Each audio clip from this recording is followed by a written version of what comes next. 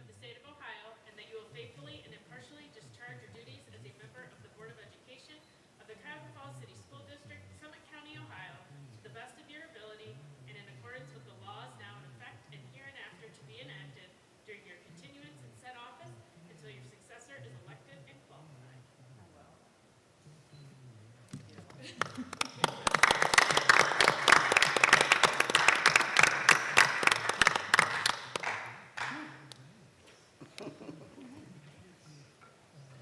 Congratulations, Ms. Schaefer.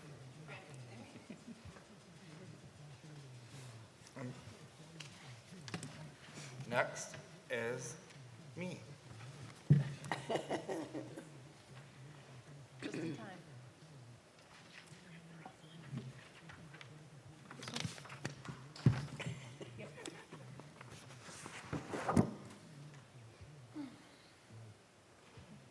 Okay, ready? Do you solemnly swear that you will support the Constitution of the United States and the Constitution of the State of Ohio, and that you will faithfully and impartially discharge your duties as a member of the Board of Education of the Cuyahoga Falls City School District, Summit County, Ohio, to the best of your ability and in accordance with laws now in effect and hereinafter to be enacted during your continuance in said office until your successor is elected and qualified? I do. Congratulations. Thank you. Congratulations, Mr. Gomez.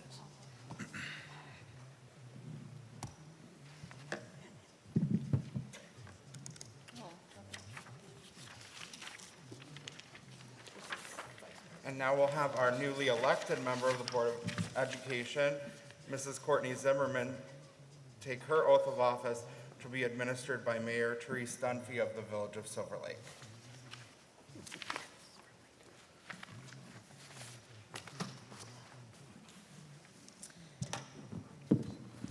Do you solemnly swear that you will support the Constitution of the United States of America and the Constitution of the State of Ohio, and that you will faithfully and impartially discharge your duties as a member of the Board of Education of the Cuyahoga Falls City School District, Summit County, Ohio, to the best of your ability, and in accordance with the laws now in effect and hereinafter to be enacted during your continuance in said office and until your successor is elected and qualified?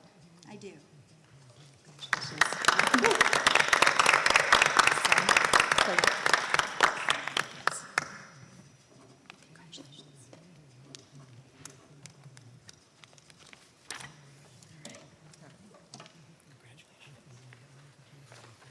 Thank you, Mayor Dunphy, and welcome, Mrs. Zimmerman.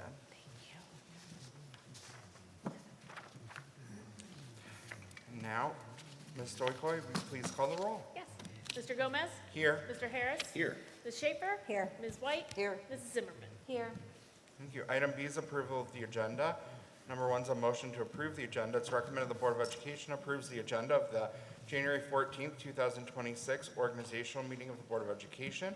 Action by the Board of Education, adoption of consent agenda means that all items are adopted by one singular motion unless a member of the Board of Education, treasurer, or superintendent requests that any such item be removed from the consent agenda and voted upon separately. So moved. Second. Any discussion? Please call the roll. Mr. Gomez? Aye. Mr. Harris? Aye. Mrs. Schaefer? Aye. Ms. White? Aye. Mrs. Zimmerman? Aye. Thank you. Item C is our opening ceremony. Mrs. Schaefer.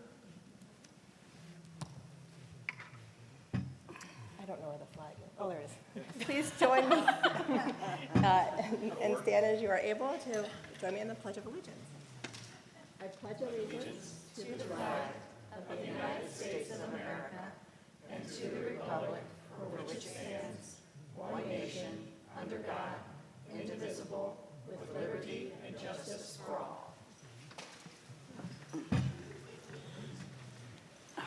Thank you, Mrs. Schaefer. Item D is election of president for calendar year 2026 in accordance with Ohio Revised Code 3313.14. I'll open the floor for nominations for president. I would like to nominate Anthony Gomez. A second. Are there any further nominations? If there are no further nominations, I'd entertain a motion to close nominations and direct the treasurer to cast unanimous ballot. Is there a motion? So moved. Second. Any discussion? Please call the roll. Mr. Harris. Aye. Mrs. Schaefer. Aye. Ms. White. Aye. Mrs. Zimmerman. Aye. Mr. Gomez. Aye, thank you.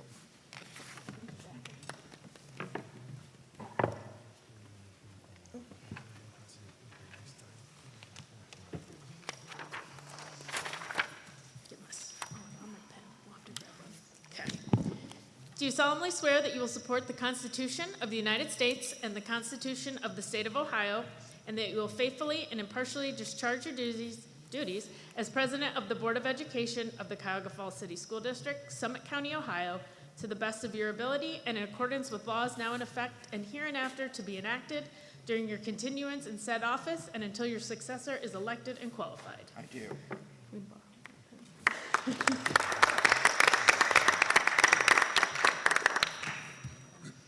Thank y'all.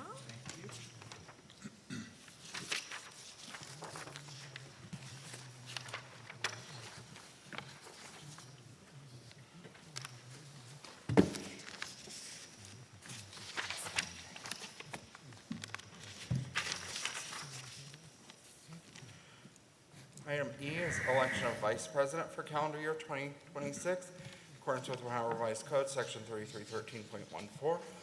I'll open the floor to nominations for vice president of the board. I'd like to nominate Carrie Schaefer. There we go. Second.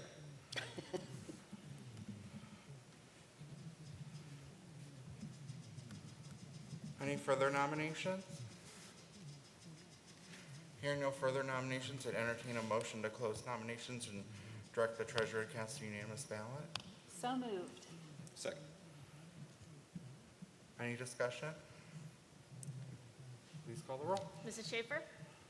Aye. Ms. White. Aye. Mrs. Zimmerman. Aye. Mr. Gomez. Aye. Mr. Harris. Aye.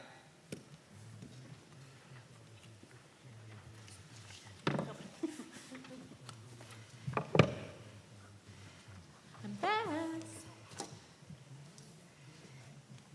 Ready? Do you solemnly swear that you will support the Constitution of the United States and the Constitution of the State of Ohio, and that you will faithfully and impartially discharge your duties as Vice President of the Board of Education of the Cuyahoga Falls City School District, Summit County, Ohio, to the best of your ability and in accordance with the laws now in effect and hereinafter to be enacted during your continuance in said office and until your successor is elected and qualified? I do.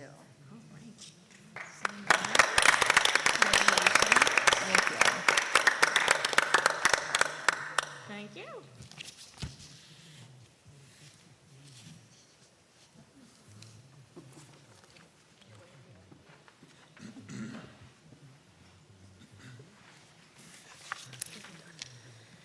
Congratulations, Mrs. Schaefer.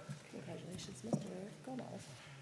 Item F is our welcome. Welcome our vision, Cuyahoga Falls City Schools, the hub of our community. Committed to a culture of caring. We innovate, we create, we personalize education for all. Our mission, every student, every day, every opportunity. Informational items. This meeting is a meeting of the Cuyahoga Falls Board of Education in public for the purpose of connecting the school district's business.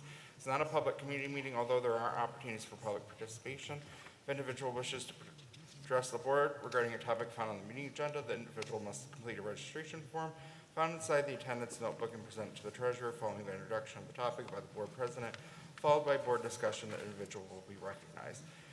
An individual wishes to address the board regarding a topic not found on the agenda, they must notify the superintendent and/or board president of the topic no later than 3 business days in advance of the meeting. These individuals may share their comments during the board business portion of the agenda. In both cases, the individual will preface their comments by announcement of their name and address and limit comments to 3 minutes. All statements should be directed to the board president. No person may address or question board members individually. An unabridged board agenda for this meeting can be found on your electronic device at the address shown on the screen behind us. And for your convenience, hard copies of the board agenda may be found on right next to Mr. Harris, next to the sign-in book. That brings us to item G, board recommendations consent agenda. Is there a motion to approve the Board of Education's business consent agenda? So moved. Second. Is there any discussion? These are all our standard annual approvals. Okay. Ms. Stoycliffe, please call the roll. Ms. White. Aye. Mrs. Zimmerman? Aye. Mr. Gomez? Aye. Mr. Harris? Aye. Mrs. Schaefer? Aye. Thank you. Brings us to item H, presidential appointments for 2026, our committees. 612 Construction Core Team, Ms. White. Yes. To wrap that up, Business Alliance Council, Mr. Harris and Mrs. Schaefer. Athletics and Activity Council, I'm going to continue on that. Board Policy, Mrs. Schaefer and I are going to continue. Financial Advisory Committee, Mrs. Zimmerman's going to take that one. No Patty? No, it's a good opportunity for Mrs. Yes. Zimmerman to learn Yes. a lot about Yes. finance. Foundation Alumni Association, Ms. Zimmerman's going to take that one as well. Legislative Liaison, Mr. Harris is going to stay. Student Achievement Liaison, Ms. White's going to stay. District Wellness, Ms. Schaefer's going to stay. And then Community Engagement Empowerment Team, that's the new one. So if we want to discuss that a little, we could have 2 people on that. I would like to be on that. Or is there other interest from board members? We could have 2. If there's a lot of interest, I'm willing to not be on it perhaps, but we could discuss that one. I think we're all kind I of could- interested in it, so I could, that's the since- dilemma. We all want to be on it. Oh, well, then, whatever. I think Doesn't that's the matter. dilemma. So what do we think?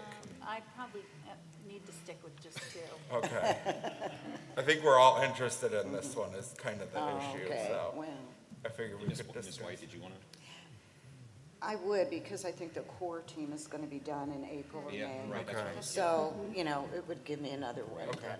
So if that's okay, I mean, I would be willing to let Ms. White have it. Everyone good with that? every, Okay, I'll do that with Thank you. Ms. White as well. Okay, we all good with that then?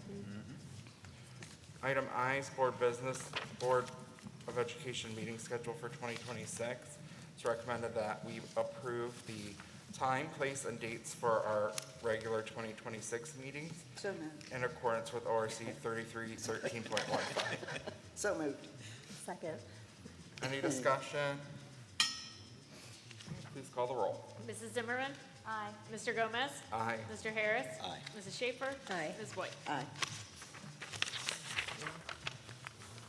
Number 2 is resolution to participate in the OSBA Legal Assistance Fund. It's recommended that we approve the resolution to participate in the OSBA Legal Assistance Fund at a cost of $250.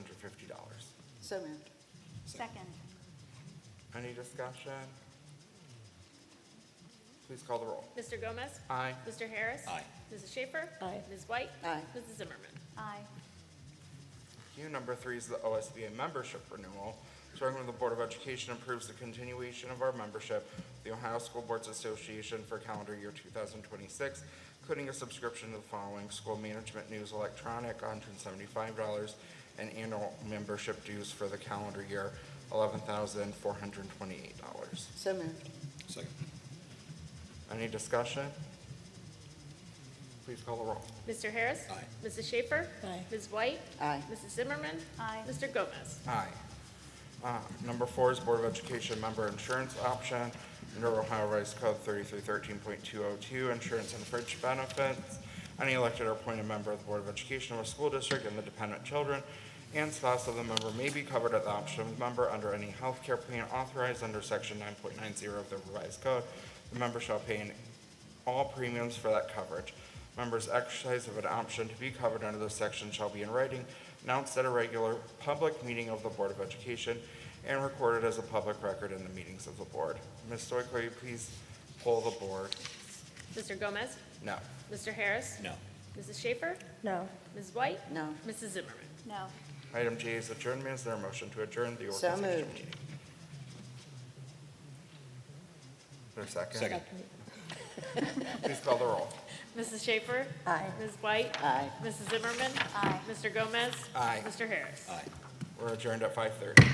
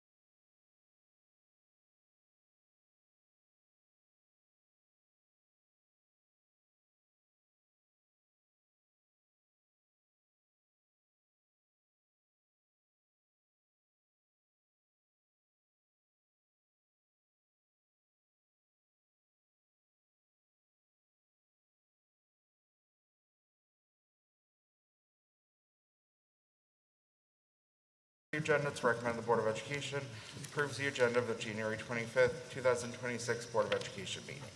So moved. Second. Any discussion? Please call the roll. Mr. Gomez? Aye. Mr. Harris? Aye. Mrs. Schaefer? Aye. Ms. White? Aye. Mrs. Zimmerman? Aye. Item C is our opening ceremony. Number 1's our informational item. I just read these, so I'm not going to read them again, but we'll do the pledge again, Dr. Salga. No. Okay, please stand for the pledge if able. I pledge allegiance to the flag of the United States of America and to the republic for which it stands, one nation, under God, indivisible, with liberty and justice for all. Welcome. Our vision, Cuyahoga Falls City School District, the hub of our community, committed to a culture of caring. We innovate, we create, we personalize education for all. Our mission, every student, every day, every opportunity. And we'll note the next regularly scheduled meeting of the Board of Education is January 28th, 2026 at 5:30 p.m. here in the 612 Performing Arts Center Auditorium at 2630 13th Street. And this is our new meeting place, though some of our meetings will be in the Black Box Theater as we work things out in our new space. Item D is Treasurer CFO's Business Consent Agenda. Ms. Stoikoi. Thank you. I'd like to recommend the Board of Education approve all items listed in the Treasurer's Consent Agenda. So moved. Second. Okay, couple of things. So we have some typical things that we do each January. The authorization of the local tax advance is one. That is just to start receiving interim payments from Summit County as opposed to waiting until tax settlement time in April. The alternative tax budget is another one that helps the county prepare the certificate of estimated resources for next year, and that starts that whole process. That's due to the county by the 20th of January. Amended appropriations, I sent an email earlier. There were a few later additions than what I had originally said. So we received some updated allocations for our federal grants, not a lot of money. I mean, some of them are like a few $100s. So we usually get those in January once they have the new student figures and everything. So most of those were amended. The other two amendments, really three, but I combined two of the funds together, are the 004 and the 010. Those are our building fund projects. Now that we are getting close to expending all of our original funds and our amended funds from the state and local, we're moving into spending the interest funds we have to finish out the project. So there's an increase to account for what we have in there right now to continue making those payments. And then there is one increase to general fund, but it's offset by a revenue, so it's a net effect of zero. There was just something that was coded to the wrong special cost center in a previous period, other than the month that we were in. And so in order to fix that, it's an expense and a revenue, but they're both to the general fund, so they offset each other. So it's an increase in expenditures, but it's not an actual increase in expenses. And then our donations are on here. Again, a lot of them this time. You see the first one, and I think we've talked about maybe this before, but all the flags for the campus here, organized by Ms. Whitcomb. Number of PTO and things for the Black Tiger Family Center. I won't go through all of them, but Ben Curtis Family Foundation, all of that, always appreciated, no matter what it is. And our friend Leslie Frank, too. Oh, it's that one, I think. It is Frank? wonderful to see all Yes. those donations. Yes. It's great. Thank you to them. Yes. Questions or comments from the board? I had two things. Can you help me understand more about, in the appropriations, about the building stuff, the money that moved there? Yeah. So when we originally did the appropriations, it's always a guess of what we're going to spend throughout that fiscal year. So we know like the project is a certain length of time, but there's the timing of when those pay apps come in and everything. So at the time, and we don't know if that interest keeps growing, obviously. So I think at the time we had done very similar to what we had on the books, maybe not all of it, thinking, this project will go somewhat into next year on the books wise, as far as, OFCC and all of that, the timing of all of that. So the entire amount of that interest funds that we had were not appropriated. We had it. It's not that the cash wasn't available. We just didn't appropriate all of the available cash at that point in time, not knowing exactly what we would spend or exactly what that interest would be.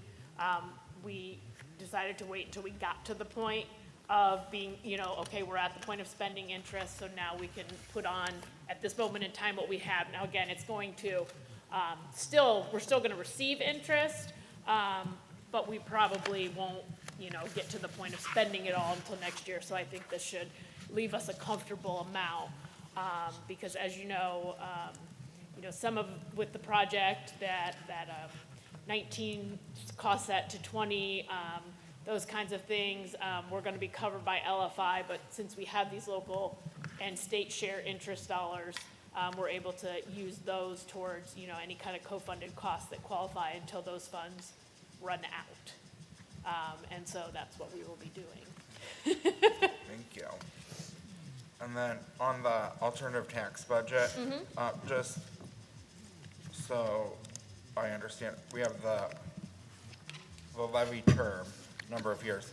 We have our debt service for the bond, that's the 36 years, and then 10 years, that's the 4 mills we passed along with it. So that would expire in 2029. And then the 5 years, is that the emergency levy? Yes. Okay. Yes. So those are our only things with fixed terms right now? Yes. And the emergency levy, there's still some, can it be renewed one time? We don't. It can be It renewed. can be renewed the one time. More, it can More than just, one time? yeah, it's not, they're not gonna call it you're not allowed to call it an emergency It's a fixed levy. sum levy? I don't even think you're allowed to call it that. I'm not sure, I can't remember what the language is. We just talked about this and even they couldn't There's a lot remember of at the time. confusion over this. Yeah, but I did ask this question at the forecasting, workshop I was at last week, just to see, cause I was confused too, of where it finally landed, cause that kinda got like shoved under the rug a little and wasn't really like highlight news of all the other things that were happening. No, it was important to a lot of districts. Yeah, and so, yes, it can be renewed. It can be renewed in those 5-year increments. I think they limited that, so it used to be you could go up to like 10. I think it remains just the 5-year increments, but you can continually renew it. Just in 5-year increments, it can never be continuing. Correct. Okay. Yeah, because now there's no you could have made it like a substitute levy previously, Yeah, a you could replacement. change it up And then you yeah. could have made it continuing, but you're not allowed to do that anymore. Okay, thank you, that's helpful. Yep. As we talk later in the meeting. Thank you. Anything else?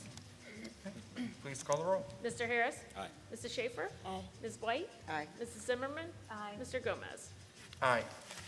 Brings us to item E, Treasurer CFO's business, your comments. Yeah, so speaking of property tax reform, we were having this discussion earlier at our admin meeting, but I did attend a workshop with my fellow treasurers last week to kind of go over some things for the forecast. It's kind of like to help us, with the software and discuss things amongst each other. If you thought it was difficult to understand before, it's difficult for me to understand now. And like, I have to like continually, and there are so many different, there's no apples to apples. This is going to be very, very confusing for the taxpayer. Luckily, kind of for us, we were not on the 20 mil floor, so we won't see some of these things that I think is going to really, really confuse taxpayers. One of the items that was approved was a credit based on the year that you had your reappraisal. So it depends on what county you're in when you had your reappraisal. If you had it in 2023, you'll get all 3 years. If you 24, you get 2 years of credits. 25, you get 1 year of credits. and then that credit falls off. But to the taxpayer, that's not, they're gonna think, that's my money. Yeah. And so that, you know, emergency levies are now included in the 20 mil floor. There is a cap on inflation. Where we're gonna see it is gonna be on the inside millage, because there's now an inflationary cap on the inside millage. Which was the only place we could get inflation. Correct, which is the only place we could, yes, get. Many other districts are really losing millions of dollars that were on the 20 mil floor, millions and millions of dollars. On the flip side, you know, as would be, does the state funding formula assume those reductions? No, it assumes the valuation as is, because the valuations aren't going to be capped. It's just then what you pay is going to be capped. So they'll use that same valuation that increases in the funding formula to show you can pay more of a local share because this is your valuation, even though you're not getting all the dollars on that you would have in the past. I think if I remember correctly, and you'll obviously see more in depth next month when I do the forecast, not next year, but the year after, we'll be at the state minimum share of 10%. It calculated the state would pay us about a little over $6 million in total, if that's the way it went. Now, being on the guarantee, we get closer to like $6 million, or $16 million, excuse me, $16 million. But what the formula calculates is about a little over 6. Now again, if the formula is used as it is intended to, that wouldn't be happening, but we are choosing which variables we update and which ones we don't. You know, the cost set is still from 22, we're in 2026. Well, the guarantee is only good for 17 months unless the legislature re-ups Correct. it again. Yes, and then from The year. guarantee goes Yes. budget to budget. Yeah, and so, it's just, there's a lot of things. Summit County has not done this, but, you know, counties now have the option to do a piggyback on the homestead and rollback. Only 4 counties have, so. And yes, and so that would double, and the thing is, as we said, it's gonna make, my job a lot more difficult, as my profession, because at any time a county can decide they wanna do it, and all of a sudden you've lost $500,000 or $1 million, within the snap of a fingers, because they decide they wanna double that credit, because they have that ability now. And that homestead rollback is kind of changing, and, you know, I think at one point, I think it's the rollback, owner occupied, is increasing, while the 10% rollback, I believe, is phased out decreasing, but the, owner occupied, I think, is going up to like 15% at one point of the phase-in. Well, that could be doubled, if Summit County decides to do that, and we have no way of, as a school district, of knowing if, when, or why. Yeah, now, I don't believe that Summit County will, but there are many other districts that are, like I said, there are some that have enacted this, and they have, there's some others that are probably on the fence, and they have no idea when and if it might be implemented in order to put that kind of factor in there. I mean, I don't know how you forecast for that kind of stuff. So it is a real difficult time right now, and it's only made it more confusing, and it's only going to push more people to the ballot, because what's happening is, as our valuations go up, and you know, but we're capped on now on our real estate portion, but our state share for everybody keeps going down because they're assuming those higher valuations. This is a reappraisal year for us, reevaluation year. They're expecting somewhere at least between 10 and 15% still. Well, the difference is now, the last time we had a sexennial reappraisal, our fiscal officer, Kristen Scalise, fought with the tax commissioner to get those lowered, but the law at the time said the tax commissioner got to pick, and the tax commissioner picked a very high percentage, and so she lost that battle. But now, the law changed, and the auditor, which is our fiscal officer, can choose the percentage. So that will, There have been some districts I know getting pushback at the state level. that will perhaps benefit our taxpayers Yes. because Let's hope. they have the power over the tax commissioner now to Yeah. choose a lower percentage. Yeah, there were Which some- ours tried to do last time. Yeah, I know, last year, there were a few counties, that tried to, have them lower, and the state would not accept them, and rejected them. And so those are the kinds of things too. It's like, yes, I'm trying to help you and the people in my county and things, but then the state who says, oh, we need all this tax relief, what is happening, then says, no, you have to make these values, this high.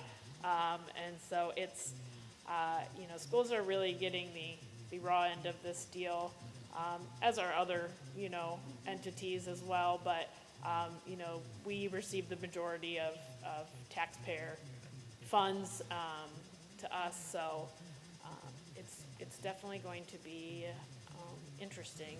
And there's more stuff, in the works and being talked about. And, we'll see where abolishing property taxes goes in this calendar year, but not much good news as far as that's concerned. But it's going to be very confusing, a little less confusing, I think, for us, because we're not gonna have all those things, not being on the 20 mil floor. But if someone here hears something, Stowe is on the 20 mil floor, and then, oh, well, why did you get a credit on your tax bill? And we did, I just think it's set Well, and the up, credits don't come till the second half. correct. Because the law goes into effect in March. So the first half tax bills are just normal. Right. And then people have to pay, and then that credit goes in March. So then the credit will be affected on your second half bill. And then it's confusing because it's a mix of people that pay their taxes directly, like I do, yay, and then people who are in escrow. Yeah. And so it's just, their mortgage payment gets adjusted. And then if you pay a whole year at a time, you won't see that until next year unless you call and ask for a refund later in the Yeah, year. yeah. It's just made it, it's almost impossible to understand, especially if you fall in all these different categories where your county does a piggyback and you're getting a credit, and now this is a cap, and I don't know how you explain it to, like, I have a very difficult time. We could be Willoughby East, like where they're in Lake County, where they're one of 4 counties that did the piggyback. They only have emergency levies, Well, and they got they're on locked the out 20 there. mil floor. Yeah. So I mean, their district's losing millions and millions and millions of dollars. they got the triple whammy. I don't know where this goes from here at this point, because it's not just one. If your district isn't there now in some sort of financial situation, it's gonna get there real soon. How much savings will people see off their tax, do we know? Like orders of hundreds of dollars, thousands? I think it depends on the individual, Yeah. The value of your home, where you're at and what the taxing rate is, what was the difference between your effective millage and maybe that 20 mil floor. I can tell you, Willoughby East, like where they're on the 20 mil floor, people are seeing $50. Yeah. So this Yeah, it's is not the like tax thousands. relief It's tax the relief. state is talking Right. about, like, Yeah. and they're on the 20 mil floor, so that's considered that was the big bill that the state passed, and people are getting $50 off their tax bills. Yeah, it's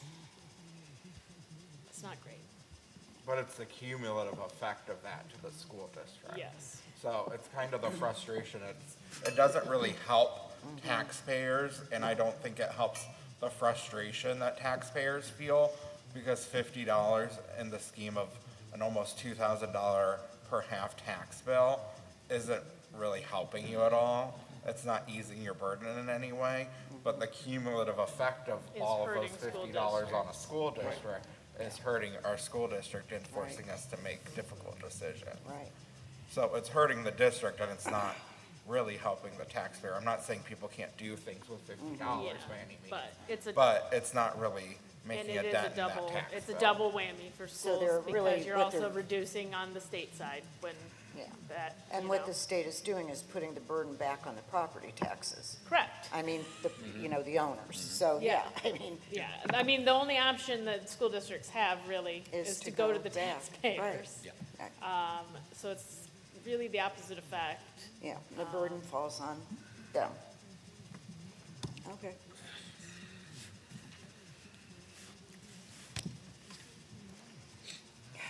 That's it. Brings us to item F, Superintendent Studios. Yeah. You're welcome. Consent agenda, Dr. Selico. Thank you. Good evening. It is recommended that the Board of Education approve the items as listed in the superintendent's consent agenda. So moved. Second. Thank you. Just a few items for your consideration this evening. Routine personnel items.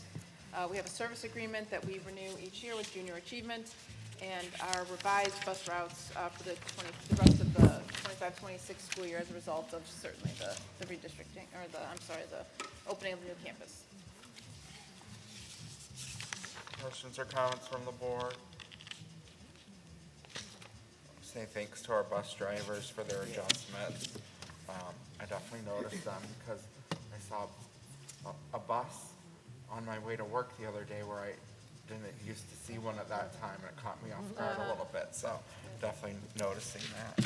But I have 2 buses that come down my street now, where I had 0 buses come down my street previously, and it took me off guard.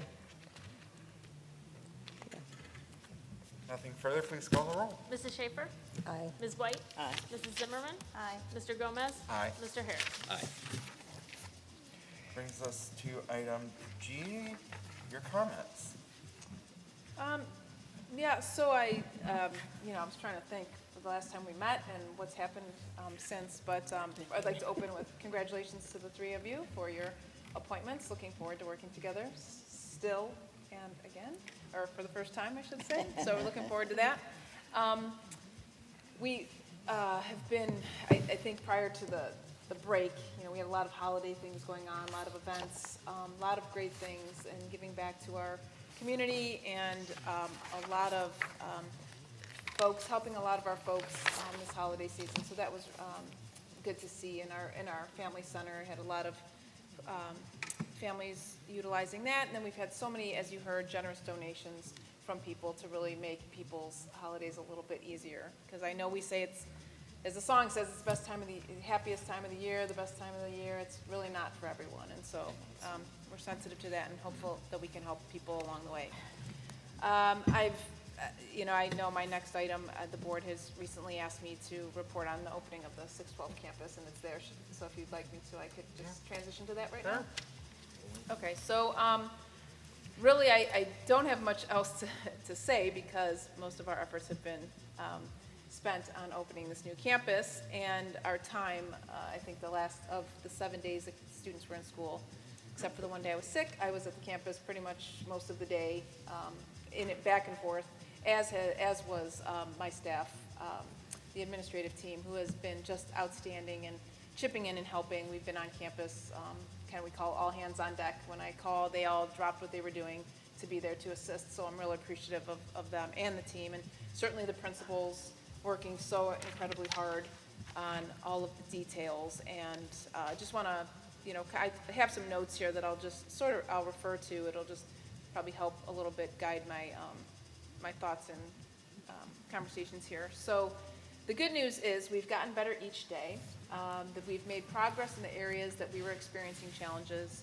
The best news of all of it is just seeing the looks on people's faces, the enthusiasm, the positivity, just watching people, just the feeling, right? It's just got this, just a different feel to it. Walking in the building, seeing people smiling and talking and just having a great time in the space, and the students have risen to the occasion, as I would expect.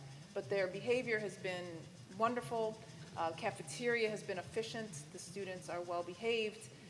The transition times are, while we're congested, they're still handling it very well. We're still working out some internal congestion in hallways, et cetera. So those little details are, we're still brainstorming some ideas, but just the enthusiasm and just in talking with students, just asking them how do they feel, what do you like, it's just been very, very positive. So incredibly, just humbled by their enjoyment and just seeing them. And it's just been one of the highlights of my career. And as you know, I've been doing this a very long time.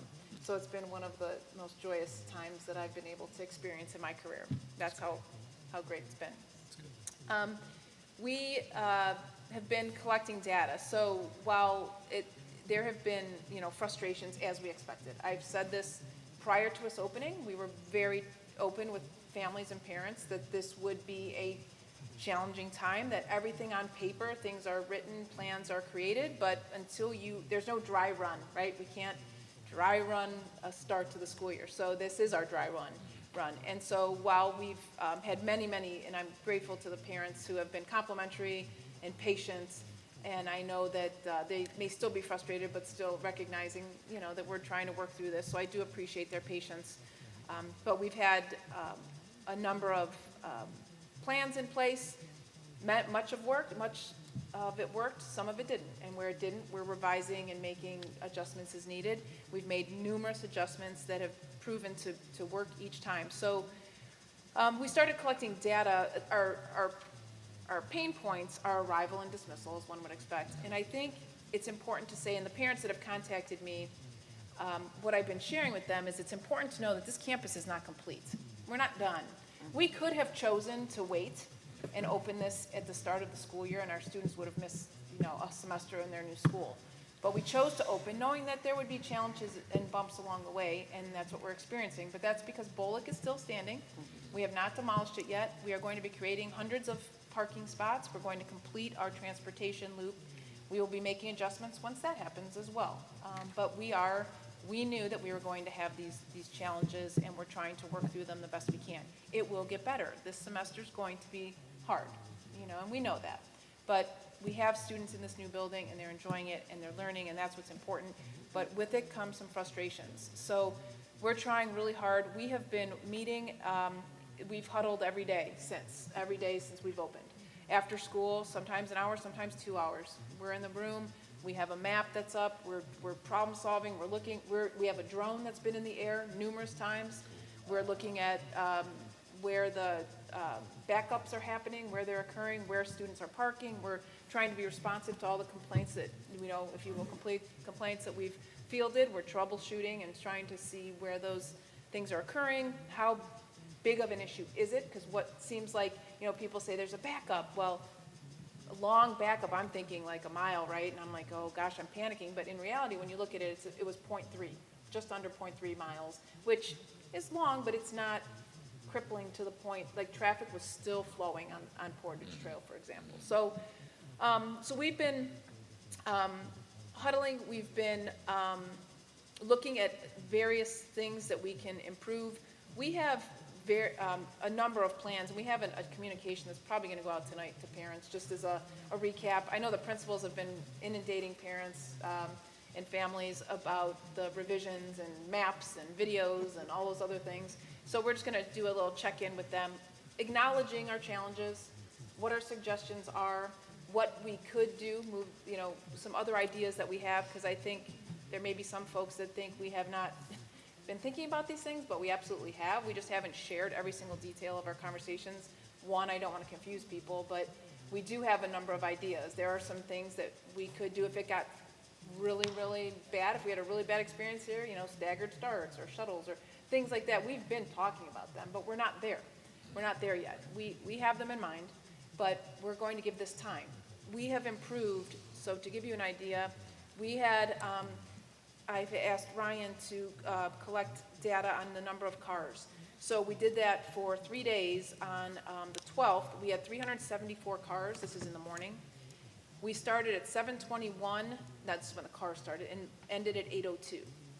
Now, granted, parents don't have to come in that early. We don't start that early, but this is when this line started. On 1:13, we shaved off 4 minutes. And that was 364 cars. And then on the 14th, we had 367 cars. So again, we're having around the same amount of cars each day, but we actually shaved off another couple of minutes there as well. What time So was that? that was at 7:19 to 7:57. So we have been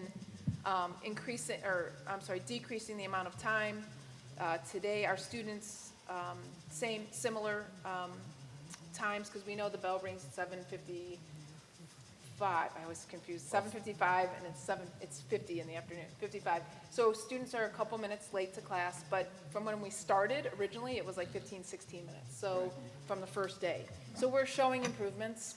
We have been collecting data to make some informed decisions on all of these things. We have been working with the police. I even spoke with the mayor. We've working on trying to get, we've had police presence here. The mayor was kind enough to send some extra officers here at dismissal today. I saw, when I pulled in this morning, there were 6 officers, 4 walking out and our 2 SROs. So we've been working with them. We understand that Portage Trail and crossing is always a concern from no matter what age. We know that some of these are young adults and younger students. But while we trust that they can cross streets responsibly, we still have, there's still a lot of congestion and, still, kids are kids still, so they're cutting through traffic, they're navigating, and we have been reminding them, we've reminded parents to please make sure students are staying on in the sidewalks. So we're working at reinforcing that with students. We have a number of adults outside. We are looking at the traffic timing of lights. We're looking at signage, more signage. Perhaps we need to look at right turns only, or just different things that we can explore for making. City signage? And those would be city. Okay. So I've spoken to the mayor. I sort of planted the seed that we may be coming to them with some recommendations. We also know that there is a process you have to go through and approvals that have to be made. So that's out of our control, but we certainly are, they're open to hearing our suggestions and needs. Let's see. Those are a lot of sort of what we've recognized.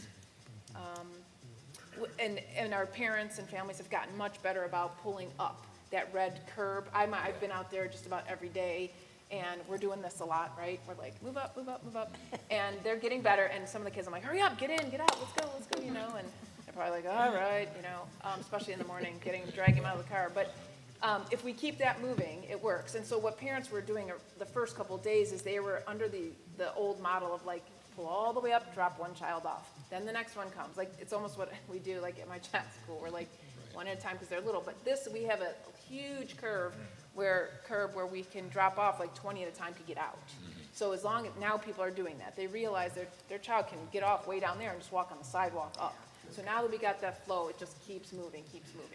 Same at pickup time, but the difference there is arrival, they're just getting out. What's happening, the bottlenecks that we're experiencing at the dismissal time is, let's say we have parents arriving at 12:45, 1:30, okay? And they're pulling all the way up in the front curb as they should, right, at the very beginning. But what may happen is their child might not be ready. The first 6 cars could be sitting there and the children are just not quite out of their class or talking. I'm out there as well. Like, everybody look for your cars. Let's go. Quit talking. Let's look, So that could be part of the issue. So that's a little bit more challenging. So that's why that's taking a little bit longer. But again, we're trying to work through some systems that, students can get to their cars quicker. And some are walking up the path and, meeting in their car, if they see their parent around the curve, they'll go all the way up and walk, which is fine. And then the cars will go around and then out. And we are, I'm watching it every day, so it's tight, and people have to really, really pay attention, because if you're not, and you just try to jet out in front of a car, there could be, a little collision. So you have to be really careful, and that's why we're out there, trying to do that. So those are kind of the big ideas that we've been discussing. Continue to put out reminders. We have more reminders going out this evening. Again, parents staying against that red curb. It really helps if you stay close. Students using the sidewalks, following the staff directives while we're out there. Because we may say to you, okay, child, get out now, because you're not going anywhere now. Even though it's not necessarily where we'd normally do it, let's get out, let's get moving. And then the things that I said that we're doing, we're using the drone, we're counting cars, we're gonna try to engage a traffic engineer, we have daily huddles, we're studying the maps, we're using the staff and police, we're surveying students, that's the other thing I didn't mention. I know Mr. Oswald and I believe Mr. Smith both put out a survey to find out how students are arriving, how they're dismissing, like just to get some more information there. So, needless to say, we've been busy. So it's been all of us, not just me, but others, we have been here, and so we do have our other job to do, and we have 6 elementary schools. We saw all our elementary principals today, and we said, oh, well, let's have an introduction. Who are you all again? And we have 6 other schools and a preschool here. They've been good sports. Good. But we're looking forward to, we're gonna have to wean off a little bit and let them do their thing and put the systems in place to make them successful, and then we'll get back to a little bit more normalcy here. But that's really been the driving force of what we've been doing, and lunch has been great, as I mentioned. So those were the points we were really worried about, and lunch has been a good thing. So, Do you know if the people that qualify for busing are utilizing the busing? so that's what we're also looking at. So that's part of, that's the other, not survey we're doing, but Mr. Oswald reached out to Margie and said, how many, because what he would like to see, he believes that that fewer students are using the buses that actually qualify. And maybe they don't know if they qualify, but it would be helpful if they do qualify, if they took the bus, that would get some students off, yeah. Yeah, So that we are was my looking into that, thoughts, thank too. you. How many are eligible for the bus that don't take it? And high school will be eligible next year, so that should help. Yes, But I don't know, maybe we need to do a ride the bus campaign. yeah. Yeah, so we're gonna find out what those numbers are, because they just have to take attendance and, yeah. Do we have any stats on the pickup side of it, like when we're getting that line through, like what time does that Yes. end? That has been ending, because I'm out there about 3:15, 3:16, where we've shaved off some minutes there. So we dismissed, yeah, we decided, it took anywhere from 20 to 25, 26 minutes. I'm looking at Ryan, about. 280 seconds. Yes, he did do the seconds, yes. Thanks, Ryan, that's very helpful. And 8.5 seconds per car. He does. 8.5 seconds per car, Yeah. all right. And then within the school day, because this is one of the concerns I had heard, that we're not having any issues with the time it takes kids to get from here to there for classes. I think on a few occasions, certainly at the beginning, and we're obviously forgiving of that, there might be some spots, I've not heard that as a big issue. No, I mean, I've not heard that. It's not an issue I've heard since, but it was Yeah. just one of the Beginning, yes. preemptive concerns. So I was just wondering, as we situated, if that's. It would been be a when they're problem. back here in the arts, like this might be the location that it's hard. Middle school, it's not going to be really an issue because they're in their pods and they just go to the electives, they should be okay. It would be if you're coming from this area, the electives and the arts to get, if you have to go there. But I've not, and when I'm walking around the halls, I don't see students like in the halls late much. No more than usual. Right. Well, no, we appreciate all the work you guys are Right. putting in. We do, and the communication with the students and families and the community's patience too, in all this as well, so. Do you think perhaps at the end of this first quarter in the building / third quarter of the year, we could get some information on how we're utilizing the building and what opportunities educationally we're finding in the building? Because that was one of the things that was our big rationale, is that educational opportunities.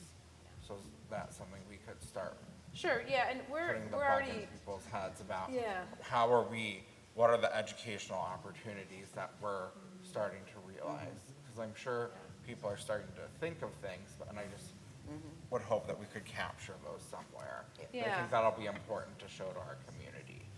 yeah, and you just reminded me, like, I had a student email me about the collaboration spaces and said, we're not using them. I'm like, okay, we're only 7 days in, honey, just hold on, hang on. But like, some teachers are allowing it and some aren't, I guess, I've heard so. the learning yeah. stairs are being used a lot. I Learning did see stairs- the learning The stairs. collaboration being space used. is being used. I Yeah. walked through there several Yeah. different times, and they're very quiet and working. I even said, is this a study hall? And they're like, no, this is just a collaboration space. Kids are out I of their was classrooms working. told by a teacher last night that Great. the learning stairs are being used a lot. They are. I see them on there every day. yeah. But I just think that'll be important to, and I'm sure people are thinking of things, so just as they go, like take pictures and record them and find a way to, have that information. Anything else from the board on that? Do you have anything else, Dr. Slevka? I think that's enough. Okay, thank you. I'm exhausted just talking about it. We'll move on to item Thank you. H, board business. Number 1 is resolution of declaration, Cuyahoga Falls Library 2.2 mil levy. It's recommended the board approve the attached resolution declaring it necessary to levy an additional 2.2 mil tax levy for the purpose of current expenses of the Cuyahoga Falls Library and requesting the Summit County Fiscal Officer to make certain certifications pursuant to sections 5705.03, 5705.21, and 5705.19 of the Ohio Revised Code. So moved. Second. Discussion? So we are the taxing authority of the library. So we have a statutory duty that when they pass a resolution to levy a tax, we have a statutory duty to put that on the ballot, regardless of our thoughts on it. We're not allowed to express thoughts for or against any issues at the board table, based on the Auditor of State's guidance. So we can have those thoughts outside of this table, but we have a statutory duty to approve this. Please call a roll. Ms. White? Aye. Mrs. Zimmerman? Aye. Mr. Gomez? Aye. Mr. Harris? Aye. Mrs. Schaefer? Aye. Item 2 is resolution 250th anniversary. It's recommended the Board of Education approves the resolution recognizing 2026 as the 250th anniversary of the founding of the United States of America. Did you want to read it, Mr. Harris? Yes, I will. Thank you. Resolution of Cuyahoga Falls City School District's Board of Education recognizing 2026 as the 250th anniversary of the founding of the United States of America. Whereas the year 2026 marks the 250th anniversary or the semi-quincentennial, I had to practice that a couple times, of the signing of the Declaration of Independence on July 4th, 1776, a defining moment in the history of the United States of America, and whereas the ideals expressed in the Declaration of Independence, liberty, equality, democracy, and self-governance, continue to guide and challenge our nation as we strive to form a more perfect union, and whereas public education plays a central role in preparing students to be informed, engaged, and responsible citizens who understand the nation's history, appreciate diverse perspectives, and participate actively in civic life, and whereas the 250th anniversary provides a meaningful opportunity for schools to engage students in learning about American history, civic responsibility, and the ongoing work of democracy through inclusive, age-appropriate, and educationally sound instruction, and whereas the anniversary invites reflection on both the nation's achievements and shortcomings, including the experiences and contributions of indigenous peoples, enslaved Africans and their descendants, immigrants, workers, women, and other historically marginalized communities whose stories are essential to the full and honest understanding of American history, and whereas commemorating America's 250th anniversary can inspire collaboration among schools, families, community organizations, libraries, museums, and local governments to promote civic pride, historical awareness, and community engagement, and whereas recognizing this milestone aligns with the Cuyahoga Falls City School District's work in educating the whole child and fostering critical thinking, respect, and a commitment to democratic values, now therefore be it resolved that the Cuyahoga Falls City School District's Board of Education hereby recognizes the year 2026 as the 250th anniversary of the founding of the United States of America, and be it further resolved that the board encourages district administrators, educators, and staff to explore appropriate educational opportunities, programs, and activities throughout 2026 that engage students in learning about American history, civics, and democratic principles, and be it further resolved that such activities, where undertaken, should reflect an inclusive and accurate representation of our nation's history and emphasize the role of public education in sustaining a healthy democracy, and be it further resolved that the board encourages partnerships with community organizations and institutions where feasible to support meaningful educational experiences connected to this historic anniversary. Be it finally resolved that this resolution be entered into official records of the Cuyahoga Falls City School Board's Board of Education and shared with the school community. Is there a motion? So moved. Second. Discussion? Yeah, I just want to real quickly say, as I watch a lot of PBS and Ken Burns and all that, and one of the things that our forefathers, why they put in that pursuit of happiness, because they believed that education was so very important and lifelong learning would make people more moral and virtuous. So that was one of the reasons for that phrase, pursuit of happiness. And it's I think, Yeah. wonderful. They believed in education for the public. That's right. Did you write this? Yeah, I had some, a little bit of help from some templates I've had, but I doctored it up a little bit to, yeah. Don't be modest, because I looked at some of the templates and they were skeletons. So Mr. Harris put a lot of work into this. Yes. Yeah, and I wordsmithed it a little bit. and I read this over many times, and one thing that really really touched me too, and I really want to encourage people to, I'm going to read the portion of it. Whereas commemorating America's 250th anniversary can inspire collaboration among schools, families, community organizations, libraries, museums, and local governments to promote civic pride, historical awareness, and community engagement. And I think that my son is a Boy Scout, he's an Eagle Scout, and one of the things that I always worked on when I went to scouting events with him on merit badges was promoting engagement in the local community and local government.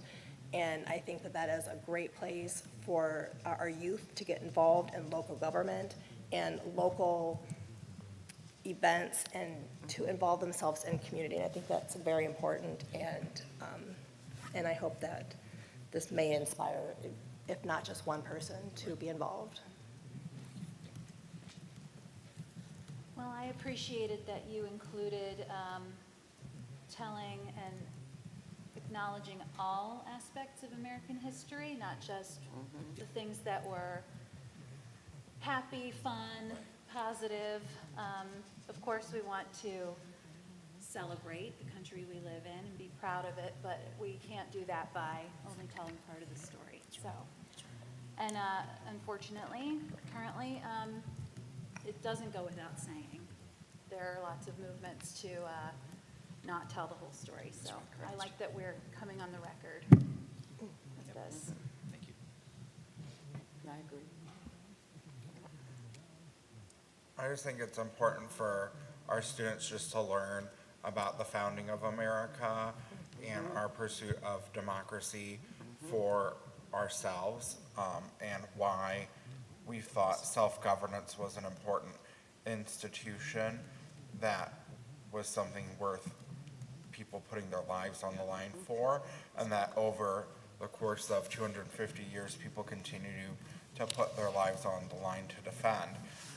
So I support the resolution because I think making sure our students understand the ideals that our country was founded on and why they are still relevant 250 years later and worth continuing to support are very important. And, there's often those surveys that come out about what people know about their own country, and America often ranks very low, so, which is unfortunate and sad.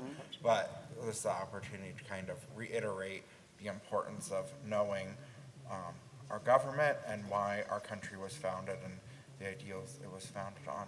And so I hope that our curriculum department will run with this. There's a lot of great resources already. Ohio has a great America 250 organization set up. They have themes for each month. They have something called the fourth grade museum pass, where a fourth grade class can get free entry in for the whole class into one museum. The McKinley Museum isn't that far.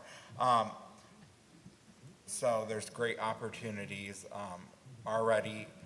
There's not a lot of work that needs to be done to get resources for this. So I hope our curriculum department runs with this, and that perhaps in July we can get a report from our curriculum department.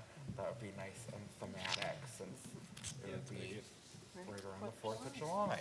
Yeah, there's a whole book written, on the most, I don't know how he put it, but the most wonderful sentence in in the world's history, and that is found in the Declaration of Independence, when he states that all men are created equal, and so on. So I want to come back to Ms. Zimmerman's point.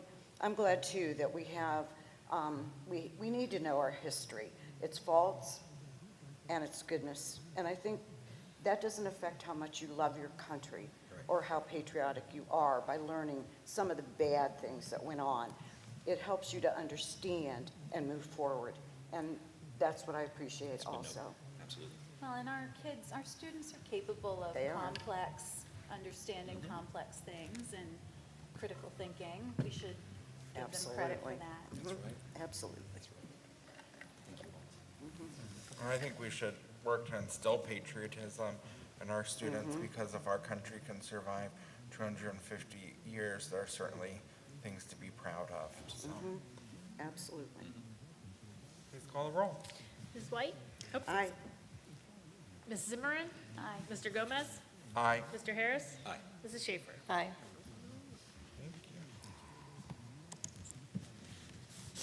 That brings us to item 3, overnight field trip for student council. It's recommended the Board of Education approves the overnight field trip to allow the student council, leadership council to attend Camp Wainoa.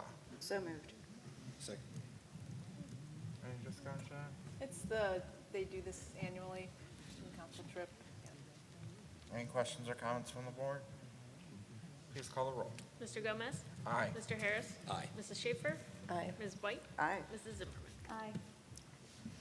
Number 4 is discussion levy. I will take it over to Ms. Doyle. Yes, so kind of follow-up to my comment section is that, you know, we've talked about this for a while, and I think with recent legislation, it's going to push the issue a little sooner, even than we thought, which, you know, was sometime this year. There are obviously less options now as there was before, but there are still options. Just a couple of key points just for this year. So early August is when we would have to have, to be on a November ballot would be, early August, we'd have to have both resolutions approved by the board and turned into the Board of Elections. In order to be on the ballot then. Typically, we've done them at our June meetings, sometimes July if that's just how it works out. I will present kind of with the forecast when I do it, you know, some viable options and what those will generate and exactly what we may need, which again is also hard to determine depending on some inflationary stuff. But the picture is not getting any better. You know, we're eking out this year and the next couple years, and unless there is some sort of windfall, we will need to be on the ballot for some sort of new operating funds. Couple of things with that. Doesn't necessarily have to be operating. It could be permanent improvement. Which, while won't directly impact the general fund, what it does is we do not have a permanent improvement. So all of our permanent improvement expenditures come out of the general fund. So any kind of, you know, major repairs, maintenance, roofs, parking lots, you know, HVAC system, everything comes out of our general fund. And so we've kind of used our emergency levy to cover some of those gaps. But obviously, we still have aging elementary buildings that, you know, will need things. We know Silver Lake has some boilers that will probably at some point be a hefty cost to replace. And so it could alleviate those costs in the general fund, shifting them out, then therefore making those funds available, you know, for some of our other needs in the general fund. So you would kind of have to look at, you know, whether you'd want to go that way or a general fund. Like I said, I'll present some, you know, kind of how much millage. I mean, right now again, we're okay. This is reappraisal year, so it's also, you know, they're going to go up next year, but it's when we certify it, it's going to be based on what it is now, and it's like 1.1 billion, I want to say, is the overall. valuation for the district. So, a little over $1 million for a mill in that. Their length of time, obviously, you're looking at 5 years or continuing. And then will be House Bill 920 into that valuation. Correct. And that millage. Correct. Yeah. Keep in mind, then, we have the emergency levy that is getting renewed, and I think it expires. Does collection end in 27, or does it expire in 27? I'll tell you in 1 second, hold on. You want my alternative tax budget? Emergency. So technically, that levy expires at the end of this year. Collection ends at the end of next calendar year, so at the end of 2027. So that one could also be put on, I believe, as early as this November. And again, that can't be continuing, it can be for the 5-year period. That we would be, in terms of collection, safe to put it on next year as well. Yes, Yeah, okay. yes, Just- you would, as long as it's passed by November of 27, The collection when it's ceased. yes, there would be no season collection, So yeah. your projections don't include that one that's expiring, the 5-year one we're talking about? Is that what we're talking about? Yeah, so how it is modeled in the forecast is it's not, you can't assume the passage of a renewal, but they model it on the bottom. So you'll see it like, you won't see it in like the revenues of real estate, and that they'll show it at the bottom, like, hey, you have this renewal out here for these years, here's how much it would. So they give you like, here's what it is without it, here's what it is with it. But either way, it's still not enough. Is that what that? Yeah, I mean, that, That's the yeah, because that's just a conclusion. renewal of existing, Yeah. so we would need that in order to stay solvent at all. And then additional funds are just going to be necessary. Like I've said, most districts anymore, it's like 2 to 3 years they get in between, and it's probably going to be even less going forward, given the restriction on some of the growth for these districts. We have not passed new money since 2019, and that was part of the bond issue, and before that, on a standalone issue, was 2017. So that's a long time to stretch your 2017 was dollars. the emergency Yeah, levy that was- was first passed. Yeah, so that's a long time to stretch those dollars. But given just the events that have taken place over, the past few years with inflation and these legislation and, the formula not being updated to where it would be helpful for us, declining enrollment. We're also probably going to have to look at, we have looked at some serious cost-cutting measures as far as, closing an elementary school, selling off different properties. I know we're going to talk about potentially open enrollment here maybe next month and have that discussion, but we're Cutting budgets. cutting budgets. There Across the wouldn't be board. enough cutting We you could, could do Right. to make up for it. No. with And that. we also. not to sustain long-term. Sorry, we also eliminated 3 administrative positions last year. Yes, yes. So we already, had decent savings from our written plan last year to, kind of stay solvent. But, with that in mind, we pushed some curriculum purchases out further years that are just gonna keep getting pushed out until we, can kind of solve the problem. And I say that because it's not going to solve the problem overall, but it'll put us in a better position to, keep up with those things and all of that. Well, I think that's why I think it's necessary to put new money on this year, whatever form we ultimately decide. I think we have, if we want to wait to the last minute, we have till the end of June really to decide what we want to do. We could certainly make the decision before then, but we can make more cuts, but it's going to directly impact children's education in the classroom. That's where we're at this point. It certainly already has in some ways by making 10% across the board cuts, closing an elementary school. You can't argue that that's not going to have impact on kids' education. So we're at that point. Are those things necessary? Sure. I don't think you can go to the community and ask them for more money if you haven't made cuts that you can make. So, and I think 10% hurts, but also sometimes 10% can be, some of those extra things that you added on in the good years. And now you have to get rid of them in the less than good years. That's not probably true in every place and case, but in some places and cases it is. So I think that's where we're at. I think we've made the cuts we can. It's gonna get a lot more direct to education.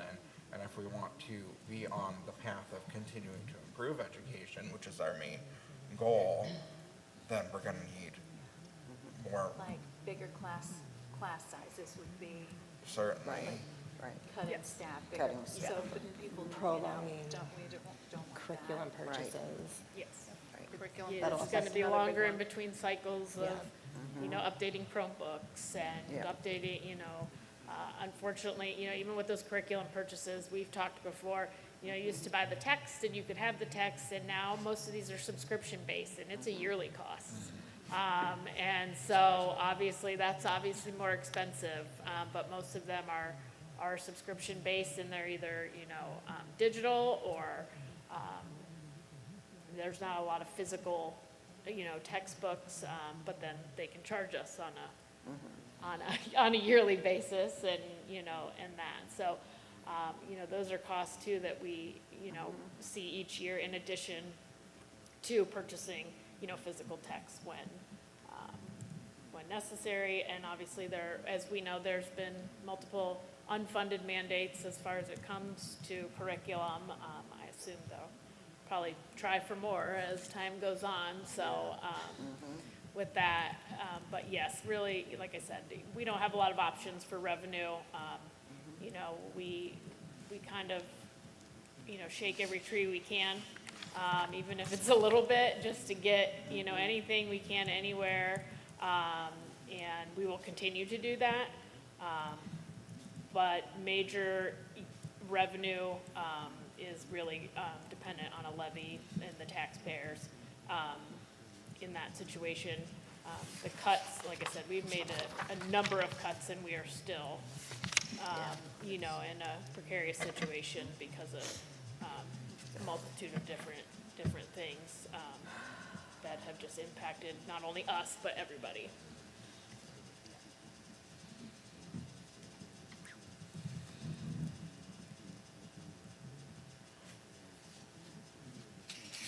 I think, it makes more sense to go for the new money this year and then to just have the emergency levy next year, because we also have the capital plan as part of what we're doing in our strategic plan. And so the emergency levy, if it's gonna keep being RPI, or if we decide we want to turn it into a PI levy, that could be something we decide we wanna do. We'll have, hopefully by next November, that capital plan work either done or in the works, and be able to kind of have that when we would go to the community with that renewal. And I think that would help more with that and explain that, because that's kind of what we do with that one anyway. So that would make more sense to me. And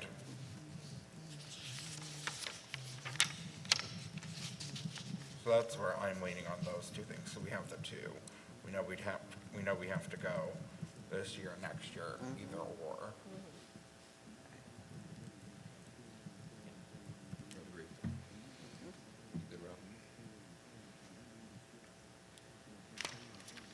So, do we want Ms. Joycoy to bring some, do you have to do the 5-year forecast in February? Yeah. So, do we want her to bring some millage options to that presentation in February for further discussion? Would you be as a ready next to step? do that? Yeah, I mean, Okay. that is part of, embedded in the forecast Right. itself. I would suggest, while that will give you a good jumping off point, that we wait until we're a little closer to the Yeah. end of the year to see where we're actually at. Again, doing this forecast in February is gonna be a little, it's not gonna be like May, where we are almost done and we kind of know what's happening and we know where we're gonna shake out, and then typically we make our decisions, you know, based off of those kinds of things. This is much earlier in the year. There is still almost half a year to go. And, you know, we do not have insurance renewals, whereas typically we'd have those in May. We do not have a lot of things like that, that we will not have definite actuals on, until May. That could swing, you know, something either way. And so it's not gonna be drastically different, but, you know, these ones will be in the vicinity of where you need to be, give or take, you know, where kind of our final numbers end up at the end of this year, going into next year. And what expenditure cuts will be, you know, happening. Does that work for everyone then? It works for me. Okay. That brings us to item 5, future agenda items. That will be first meeting in February.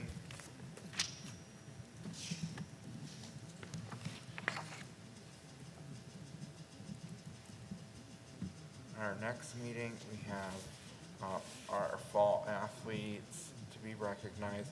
We also have PBAS recognition as well, outside of the normal recognition. And then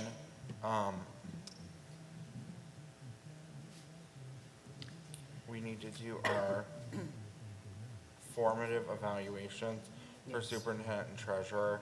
So we'll start meeting about those at the next meeting. I'll have Mr. Jones send that information out to each of you.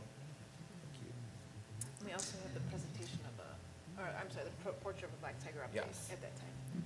It'll be brief, but Did you say that next meeting? that's for January 28th. Yeah. Yes. Anything else at this time? Okay, brings us to number 6, committee report. Is there anything from core team? Yes, we met on January 6th, and it basically is wrapping up most of the things, the punch list items, trying to get in some additional lockers that are needed. Basically just revisions and, you know, signage and the projection location, shelves for the library, adjusting those. So it's basically, that's what they're looking at doing right now. And then the bullock abatement and demo, that will begin on 1/19. They'll remove loose furniture. And of course, we will have a auction set aside, I think. Is that correct? Yes. Oh, it already happened. I'm Another sorry. one, but there are I was two more thinking the coming. high school will have the auction coming forward, but, yeah, just looking at those kinds of things. And then the starting of the demolition itself will be on April 1st. We will need to do a change order for the abatement. I'm not sure what that is yet, or will look like, but that is coming also, so. I think that's about all. Thank you. Did I miss anything? No, the only thing I would point out with the lockers that you said, it's not a shortage on our end, or nothing that we No, did. no. We're not short of, there was a That's order, if you will, little snafu in their ordering, and so that's why certain pods didn't get enough lockers, and some got enough, so we had to order more. Thank you. Board Policy Committee will need to schedule a meeting now that we've been reformatted, because we have some policies to review. Business Alliance Council, you met yesterday. Was it just about the portrait, or is there more? Well, it was about the portrait, but well, I mean, it was just a really good turnout, really good discussions, conversations. I really, I got a lot from it myself. It was great hearing at least in my group, you know, the conversations we had around that. So I don't know if you want to share anything, Miss. Did you have a student in your I did, group? yes. I had a student in my group, and she was a sophomore, and she was really impressive. I was excited to have a student in my group. Yeah, She was that's cool. not afraid to say what she was thinking. We watched a couple videos kind of to start off, and one thing that really kind of got me was they said, we're teaching skills to these students to prepare them for jobs that really haven't even been invented Don't yet. even exist yet, right? Yeah, they don't really exist. And then we were kind of looking at characteristics for this portrait of a graduate, and then I think Ms. Dudone said something, and I wrote it down. Like, what kind of things are we looking for? And she said that, and it struck me. And she said, well, no, I'm not gonna be able to find it. But she said something that we're looking for, because the video was about AI and how, like, automation is happening, and there was not a lot of people in the video that we watched. It was a lot of things happening automatically. And she said we were looking for, like, basically human characteristics, to things that keep them, Yep. like, grounded in humanity kind of thing, you know, so that's Yeah. very poignant to say. It's interesting. But I know, I think it's going well. Yeah. I'm We A had excited. lot of 33 great people conversation. there. Yeah. A great cross-representation. Yeah, You know, great. typically, you know, we might get things where, you know, the administration or staff outweighs heavily, and that was not the That's great. case. It was really neat to see just a nice representation, and Yeah. I thought Mr. Ferguson did a great He did. job. He I mean, I was really engaged too. I was really interested in what he was saying. Yeah. Yeah, Jeff's really, he's just, Yeah, the way he just interacts He's a with good folks presenter. too, it's really good. It's yeah, he really did a very good. nice I mean, job. I know Ms. Schaefer has one complaint too about there not being no coffee. There was no coffee there. You want to know why there's no coffee? Was it Mr. Jones' fault? No, because we were in the new great with media the center. food. I got in trouble just for having food, let alone coffee. They would have killed me, I think. We're trying not to, I know. Yeah, Now, yeah. next meeting, we can have some because we'll be Following at the Neonet. rules. Oh, no, I'll bring my own in a sealed container. Yeah. No, Neonet, we're okay. We'll bring coffee. Yeah. Thank you. District Wellness Committee, I know you had a meeting. We did have a meeting. So apparently, we split up also into like subcommittees. So in our meeting, we did a shout of the subcommittee. I'm on the food subcommittee, so we did a staff wellness subcommittee, so they did a shout out. Let me just pull that up. They did a survey about staff wellness and things that they would maybe like to have as, perks and things. And a lot of them were food related. So food carts, healthy food carts. And that does not surprise me because that is also my love language. They had therapy dogs come in, that was for convocation. Was there another They were here, therapy yeah. dogs? They were here, Okay. I didn't get to go to that, although I probably would have. Then we talked about the new cafeteria and the presentations and the new offerings that they are having and the cafeteria. And we're working on the big survey that we did and trying to improve our score on that survey. And one of the things was having artwork in the dining areas and all of the cafeterias. And we do have artwork in the new campus, which is awesome. In fact, I saw it posted on our social media page, and we had comments on saying how awesome it was also. So we're working on that in the elementary buildings.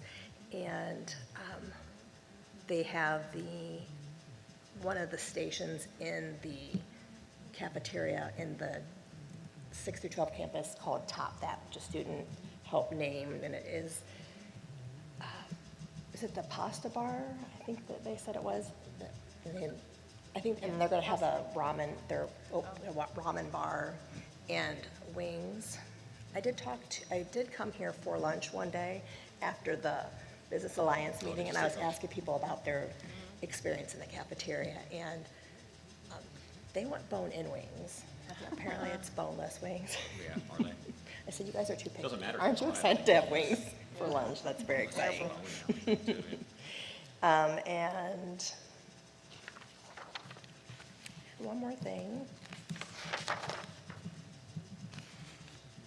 Oh, okay, yeah, and then we talked about, one of the things was announcing the menus on the morning announcements. And when they have the menu, they're having students kind of read the menus in the morning. And they were just reading through the the menu.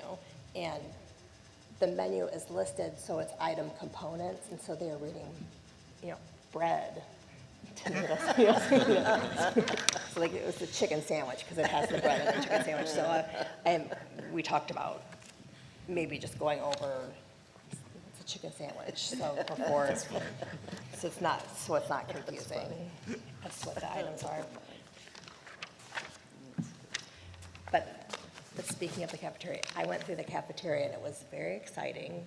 I saw kids going through carrying little containers of tomatoes, little containers of like fresh cut red peppers, and they're eating salads, and it's really very, cool, lots of happy people eating. Are they Good. eating the healthy things? Yes, the only Yeah, thing that I that's saw, the only thing that I saw a lot of waste, I guess, they would take an apple and it would kind of roll around on their tray as they're walking, and then maybe it would drop onto the ground. In fact, I was standing there, dropped in front of me, and I was like having a little mini panic attack because there was a crowd of people. I'm like, someone's gonna trip on that apple. No one did. They did pick the apple up, but then it's bruised now. Like no one wants to eat a bruised apple now. So I did see a couple apples go into the trash. That's part of it, Red yes. delicious, it's the problem. Yeah. Or they could be right. like, Yes. maybe sliced up. Crisp apples myself. Well, and then I was going to mention this. They are, I but they're I was going to mention this in my other portion. So when I went through they switched to, instead of having items, they have to build a qualifying meal for reimbursement, a reimbursable meal. And they were doing items, and now they've switched to components. So like a chicken sandwich might have like the protein in the bread, and so so it's easier to get the items, so there's less waste. But if you don't get your half a cup of fruit or whatever it is, and then they get to the checkout line and like, well, you don't have a reimbursable meal, would you like to go back and get a half a cup of fruit or whatever it is? But now they have like little packets of like dried berries, they could have that as they're checking out, so. And they're getting that new signage too. They're trying to make it less confusing. I remember being in high school and being confused as to what you could have and what you couldn't have to have a reimbursable meal. And I do think that is very helpful. And I know they're working with Project Nutrition, which is the dietitian company that's come in and helped do some of the training. And they do have like a TikTok page, so we are on it. Thank you. Foundation Alumni Association, they met last night. Do you have anything to report, Dr. Salta? Actually, because we had the tours last night and the basketball game, I was in and out. I gave my report. The only thing that we really talked about, well, mostly was some of the, making the transition here, and then also the names for the bricks, coming up with a solution for that, those that donated. So those were the only two items that we discussed. Okay. And then I'll share Ms. Zimmerman's name with them. Okay. Okay. Anything from legislative, Mr. Harris? Ms. Stoikway shared all the awesome news, but the House will be back February 18th, and the Senate will be back January 27th. Okay. Anything from student achievement, Ms. White? No, we haven't met. We will meet this month, but later.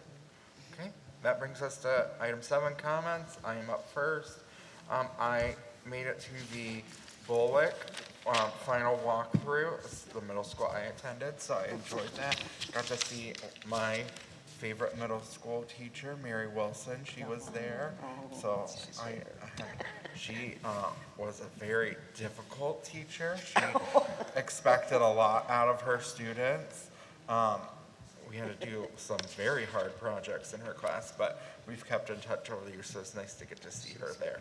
And then I was at the high school walkthrough last night, and then the last high school walkthrough is this Saturday from 10 to noon, and then for Roberts, it's on the 24th from 10 to noon. I also went to the last game at Tom Jones Court. It was such a good basketball game against Stowe, but it was such a devastating loss. Devastating. We were ahead pretty much the whole game, and then we were tied right up to the last moment, and literally at the buzzer, somebody from Stowe just shot for it, and it went in, and we lost. So it was a devastating ending, but it was a great game. It was just absolutely packed in there. So a great way to say goodbye to the Tom Jones Court. And I went to the Silver Lake Makers Market, which is a great event that they have where the students bring in their items that they make, and then you buy student-made items. So I got some good little Christmas gifts. This one student drew Stripes. Stripes are mascot, and made him as a shrinky dink. It was so, I bought him out. I bought all the Stripes shrinky, sorry. And then the students get to keep all the money they make. It's a really great, it's the second year that they've done it, and it's really awesome. That's awesome. And I think it's something we could see maybe expanded across the district, because I think entrepreneurship is a great skill to teach students. I went to the preschool art fair at the Akron Art Museum, and it was so cute to see the preschool kids pointing out their art to their families. I spent quite a bit of time there, and then they got to free admission to the art museum as well. So I think that's great as well to teach, not only are they doing art, but exposure to professional art for kids at such a young age. I went to the PTSO bingo, and I didn't get to go to the high school open house, but I went to our middle school open house, and just the excitement that the kids had. And some of the kids were telling their parents, I've already been here and I know where my classes are.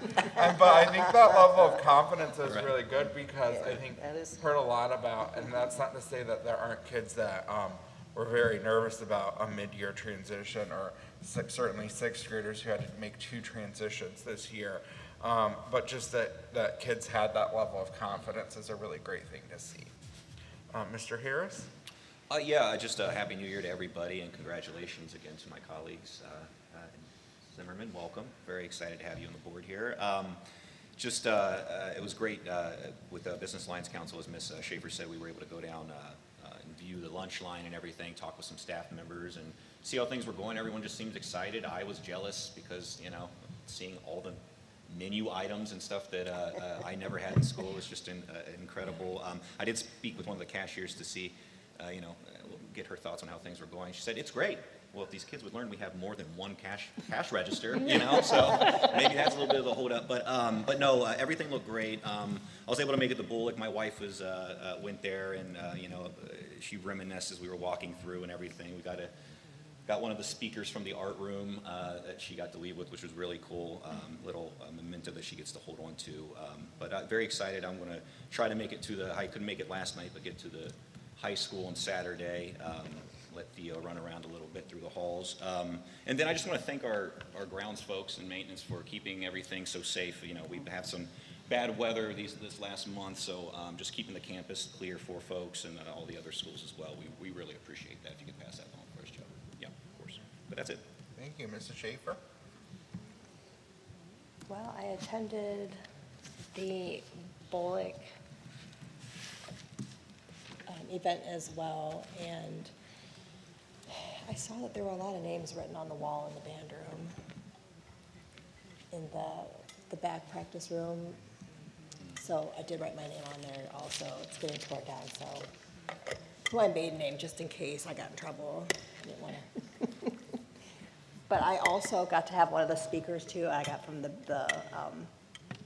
auction, so I got one of the speakers too. I have a memory from band from my years of Bullock, and it got ripped off the wall several times by the band director at the time, and so I wanted to take that memory home with me to remember for always. And then I was at the high school walkthrough. Was that last night? Last night, and You and me. oh yeah. We're And getting into some stuff. there was, I got to witness someone getting proposed to. That was very exciting. Wow. That's Oh, nice. yeah, and he was a music man in high school, and then also we did the instrumental portion to it for the Music Man final musical in the old building. That was kind of exciting, but it was a lot of people. I could not believe how many people Yeah. were there. I mean, it was exciting that people were excited to walk through the building. And again, I attended the basketball game with Mr. Gomez. That was a devastating way to end our basketball season at the high school on the Tom Jones court. But, I mean, I guess that's just the way it is. And one more thing too about the new campus. I did get to go and direct traffic on that big red curb and waving people on to direct. And my arms were sore for 3 days. So the people that have been doing that for all week, I mean, like, you guys, God bless all of you, because I was sore for 3 days and I only did it for 1 day. So, but I'm glad that is making improvements every day, and I know that it has been a lot of frustration, and the growing pains are real, but it's been improving every day. And I know, because I've seen the brainstorming and the hard work that people are putting their heads together to try to figure out how we can make this an easier transition. And so I'm glad that the fruits of that labor are coming together. So thank you for all your hard work, physically and mentally. Thank you. Ms. White? Yeah, just a couple of shout outs. The campus kitchen and team recognition, I just wanted to thank them for the hard work that they do. And then also for the DLT, I just found this little thing from, well, it's not little, but from Ms. Hausman. I wanted to get this out there because it affects the academics in the middle school. They are going to start planning and outlining an approach to middle school teaming, which is what we wanted when we created those spaces to do that. And their framework is built on research-grounded pillars, design of student-led academic teams, and the implementation of teacher teaming, and so on. The why? Because it's responsive to the youth, the adolescents, as a foundation upon which all decisions about school are made. It's challenging that they get to cultivate high expectations and advanced learning. It's empowering because they're facilitating classrooms where the students take responsibility for their learning. And it's equitable and engaging, fostering a learning atmosphere that is relevant, participatory, and motivating for all learners. And I believe that is so true. When you let children have choice in what they learn and how they go about it, they really step up and step forward, and they learn. They learn. The teacher teams, they're going to have common planning time with this, which is wonderful. They're working on the master schedule, the shared goals. They're collaborative, limited, emotional, appreciable, and refinable. And I'm sure I'll learn more about this as I go through the DLT this year. But there is a structure, there's accountability, where students are accountable not only for their own learning, but for their team members' learning. The social, emotional, and cognitive learning is embedded into the academic work and addresses social skills daily versus prescribed lesson plans. So to me, when we sat here and made our strategic plans and goals, we wanted to personalize education for all. When we looked at the Business Alliance when I was on it, the 4 C's, which is, I'll probably forget one, but cooperation, collaboration, communication, and creative thinking or problem solving, were also important to them, and that is what we're looking at. So I am so happy we're moving in this direction as a former teacher, and just the way that I taught was in teams at Bolick.